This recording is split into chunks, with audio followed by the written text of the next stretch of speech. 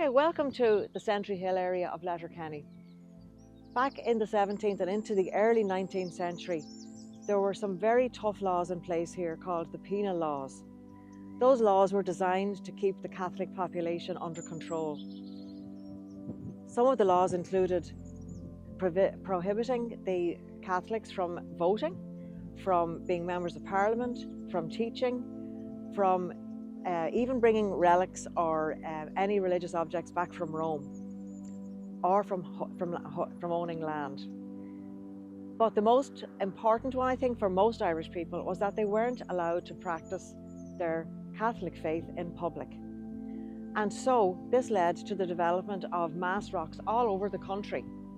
There were several mass rocks around Letterkenny. The most well-known one in this area was called Roger's Burn.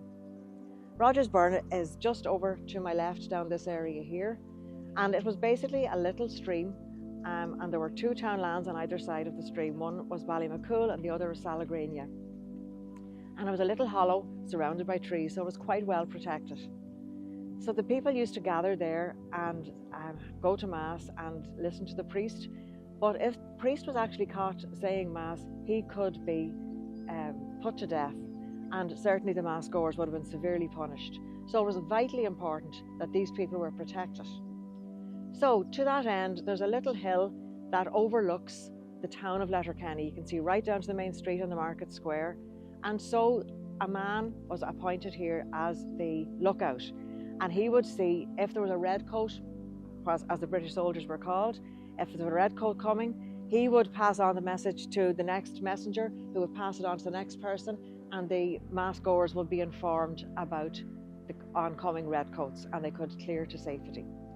So that's why this area is now called Sentry Hill, because the sentry was appointed here to look down over the town and to warn people about the approaching redcoats. Back in 2013, the Letterkenny Community Heritage Group felt that this site was worth commemorating.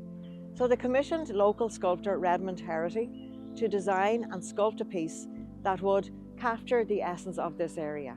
So Redmond designed this slab, which really reminds me of the Mass Rock, and Mass Rocks would have been taken from old churches years ago to use as the altar. And at the top of the slab, there's a large circle.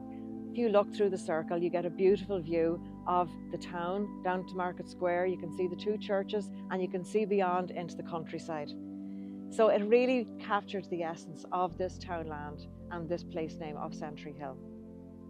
Ironically, Sentry Hill went on to be the centre for the ecclesiastical and the educational needs of Letterkenny. The very first building here was the church, now called Conmall Parish Church, and it still stands as the oldest building in the town. Not long after that, the Presbyterian Church was built, and then the Catholic Cathedral was built.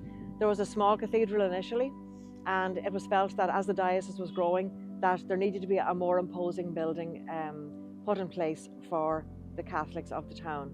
So there were several attempts made. Several bishops tried to get the money organised and tried to progress the project.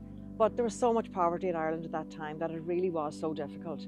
It wasn't until Patrick O'Donnell was appointed Bishop of Raphoe at the youngest age of 32, and he was the youngest bishop in the world at that time at 32, and he was the one that really progressed the building of the cathedral. He went on then to make sure that there was an educational provision for the people of the town, and St. Junan's College was built behind me, opened in 1906. The Loreto nuns came here and established the Loreto Convent. They went on then to develop the Sculwera Small as the girls' primary school, Sculcolmkill for the boys. They are now mixed schools, and so we can see that Sentry Hill has become a real hub for Letterkenny. If you'd like to find out more information about any of these buildings, you can check out our website at letterkennyheritage.ie. Thank you.